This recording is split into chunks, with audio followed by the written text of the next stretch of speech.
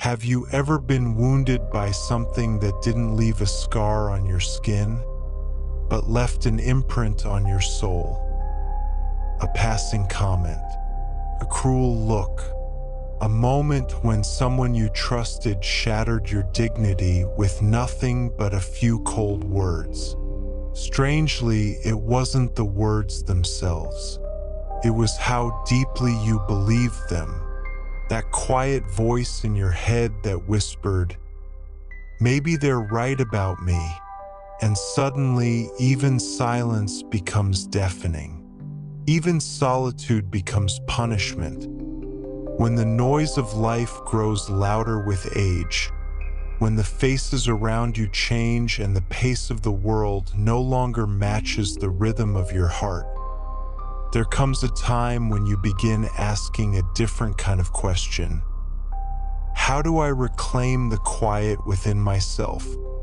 It is no longer about proving anything, not about wealth or titles or validation. It becomes about peace. And more than that, it becomes about freedom. Not the kind of freedom you fought for in your youth. Not the freedom to choose your career or chase your dreams. This is something far more subtle and far more powerful. It's the freedom to not be pulled into every emotional storm. The freedom to not let another person's opinion hijack your day. The freedom to not respond to every provocation. It's the freedom of the inner world, emotional freedom. But if we're honest, it's also the most difficult freedom to attain, because no one teaches us how to master our emotions. Most of us were taught to react, to defend, to retaliate, to prove. We were taught that silence is weakness, and that feelings must be justified or explained. And so we became prisoners of our own emotional reactions. Yet, the older we grow, the more we realize there is no peace in being right, no peace in proving a point, no peace in winning an argument if it costs us our serenity. Somewhere along the path, a shift must happen. And that shift begins when we understand this truth. No one controls your emotions but you. The monk under the Bodhi tree understood this. When insulted, he did not resist. When provoked, he did not react. Not because he was weak, but because he had become sovereign over his inner world. He had learned that mastery over the self is the highest form of strength. That silence, chosen consciously, is more powerful than the loudest voice in the room. But how do we reach that point, especially after decades of living a different way? It begins with awareness. Self-awareness is the gateway to emotional freedom. You must become the observer of your inner world. You must learn to witness your anger rising without letting it speak for you. You must feel your pride aching to defend itself without letting it act. The more you observe, the less you are controlled. And this is not just spiritual wisdom, it's neuroscience. Modern science confirms that when we create a pause between trigger and response, the brain shifts from the reactive amygdala to the thoughtful prefrontal cortex. In simple terms, the more you pause, the more you regain control. One breath can save you from saying 1,000 things you'll regret. So make this a practice. The next time someone criticizes you, pause. Feel the surge in your chest, the tightening in your jaw. Then ask yourself, is this worth my peace? If the answer is no, let it go. That's not suppression. That's self-respect. And don't just do this once. Build it into your life. Start keeping a journal. At the end of each day, write down the moments you were emotionally hijacked. What triggered you? What was the thought behind the emotion? Was there fear, pride, insecurity? Slowly, patterns will emerge. And once you see them, you can heal them. Forgiveness is another tool, but not the kind you do for others. Forgive to set yourself free. Forgive not because they deserve it, but because you deserve peace. Carrying bitterness is like drinking poison and expecting the other person to suffer. Let it go. Drop it. Not because you're weak, but because your peace matters more. And perhaps the most overlooked yet profound practice is stillness. Just 5 minutes a day. Sit in silence. Watch your breath. Let your thoughts come and go like clouds in the sky. Don't chase them. Don't fight them. Just notice. In that noticing, something beautiful happens. The mind begins to soften. The emotions lose their grip. And a quiet power begins to grow inside you. This isn't a magic formula. You won't wake up enlightened, but day by day you'll feel less reactive, less controlled by others, less shaken by life's chaos.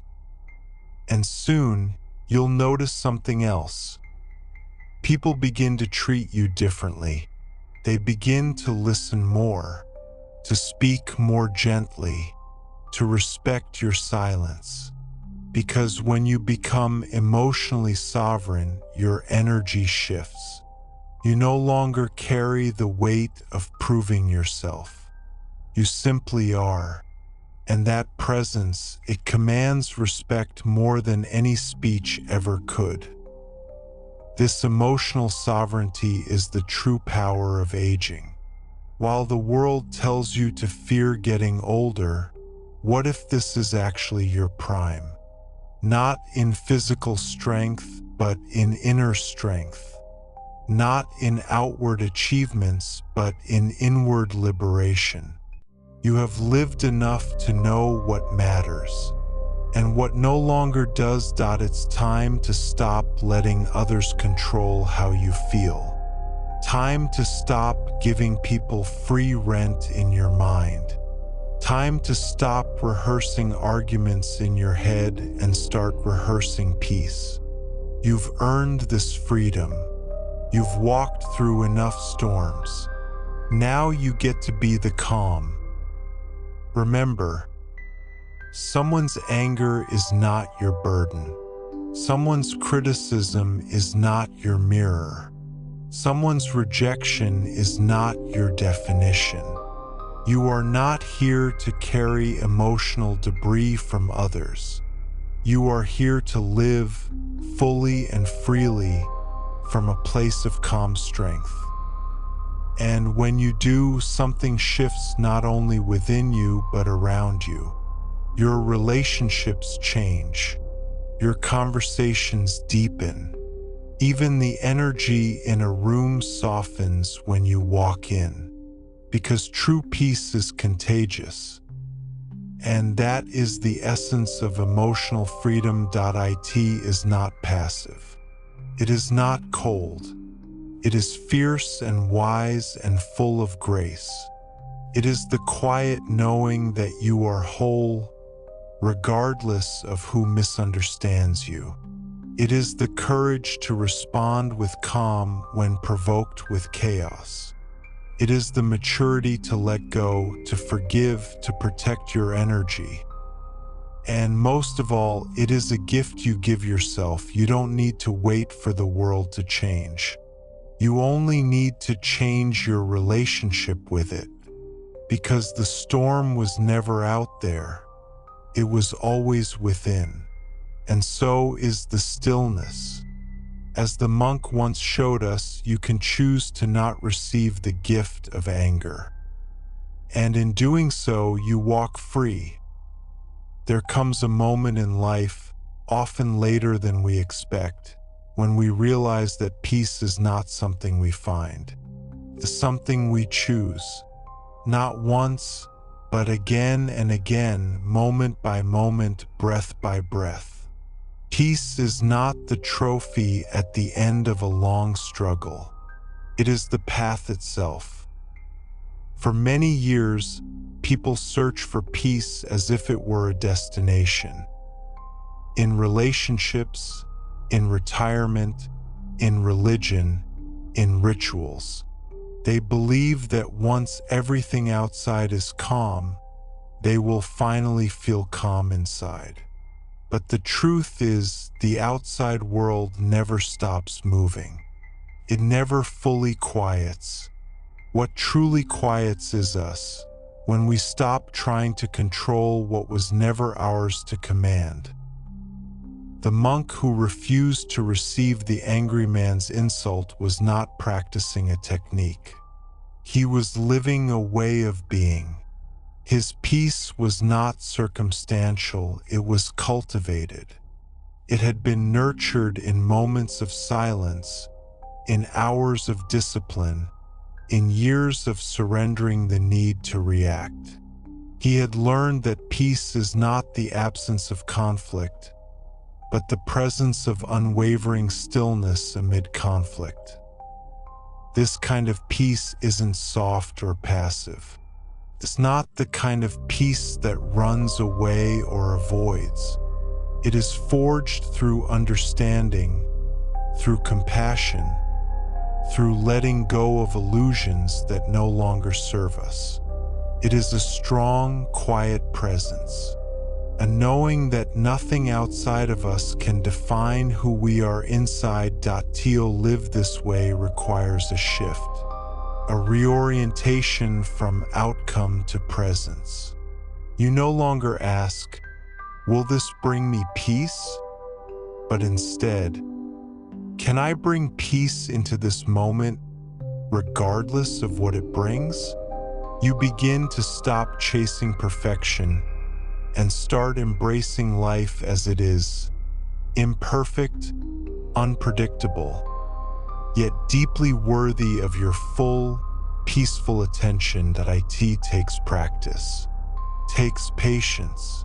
Some days you will fail. You will feel pulled back into storms you thought you had outgrown. But even in those moments, your returning is what matters. Coming back to the breath, coming back to stillness, coming back to yourself. When you live this way, you start to notice beauty in unexpected places, in the silence between conversations, in the resilience of your own heart, in the way the morning sun brushes against the wall as if it were a friend. You begin to trust that you don't need to defend your peace. You simply live it, and by living it, others feel it. Not everyone will understand you. Not everyone will applaud your quiet strength, but your presence will be undeniable. And often, your example will become the permission someone else needed to begin their own journey inward. In the end, peace is not the reward. It is the practice. It is the daily decision to come home to yourself again and again. It is the courage to live gently in a world that worships noise. It is the realization that no one, not even those who hurt you, can take away what you no longer give them access to. And that more than any title, achievement, or recognition is the most powerful way to live. At this stage of life, when most fears have faded, fear of being broke, fear of aging, there's still one fear that haunts many: the fear of being hurt, not by knives or bullets, but by neglect, judgment, betrayal, misunderstanding. The emotional wounds that linger much longer than any physical bruise. But what if I told you no one can actually hurt you unless you allow them to? It's not a slogan. It's a radical truth. One that ancient wisdom, especially the teachings of the Buddha, understood centuries ago. In a world where people seek control over everything outside themselves, the greatest power lies in mastering what happens inside. There's a timeless Buddhist parable that speaks louder than any theory. A monk sits peacefully under a tree. A furious man arrives, yelling insults, trying to provoke him. But the monk stays still, his eyes calm, his heart untouched. When asked later why he didn't respond, he simply said, "If someone offers you a gift and you don't accept it, to whom does it belong?" That gift was anger. You see, pain doesn't originate from outside. It arises when we open the doors of our mind and let it in. An insult only stings if we carry it. A betrayal only breaks us if we refuse to let go. The storm doesn't live in the world, it lives in our reaction to it. And here lies the awakening. You don't have to accept every emotional gift thrown at you. You don't have to collect every wound. You don't have to take in what doesn't belong to your soul. This isn't easy, especially not in a time where one rude comment online can ruin someone's entire day. But it is possible, and it begins with awareness, the power to pause, to choose, to stand tall in stillness when the world tries to pull you into the storm. So what's the secret? How do you become like that monk? Unshaken, serene, untouchable. This is the journey we'll walk together today. A path toward emotional freedom, toward reclaiming your peace, toward finally realizing that your heart is not a battlefield. It is a sacred space, and you alone decide what enters it. Welcome to insert your channel name here. If this message resonates with you, don't forget to subscribe and turn on the notification bell so you never miss another story like this. Let's dive into the lessons that can change not just your day, but the entire way you live. Throughout this story, we followed the quiet yet profound journey of a human who once believed he had lost his dignity, peace, and place in the world. Wounded not by weapons, but by words, memories, and emotional scars, he wandered, searching for something no title or wealth could restore. But through his encounters with the teachings of the Buddha, he discovered a powerful truth. No one can truly hurt you unless you let them. He realized that peace isn't something you find in a perfect world. It's something you carry within, even in chaos. And respect, it doesn't come from raising your voice or proving yourself. It flows naturally from a soul that has mastered its own silence. The deeper lesson here is this: your inner world creates your outer reality. If you cultivate calmness, compassion, and presence, you become untouchable in the best way. You stop reacting and start living. Quiz time. What did the monk in the story teach us about dealing with anger? Fight fire with fire B. Refuse to accept the gift of anger. Comment A or B below. Now, what about you? What resonated most with this story? Drop your thoughts in the comments so others can reflect with you. If this story brought you insight or peace, please subscribe to support our journey and consider donating to help us create more meaningful content. Every little bit helps us keep going. Thank you for being here.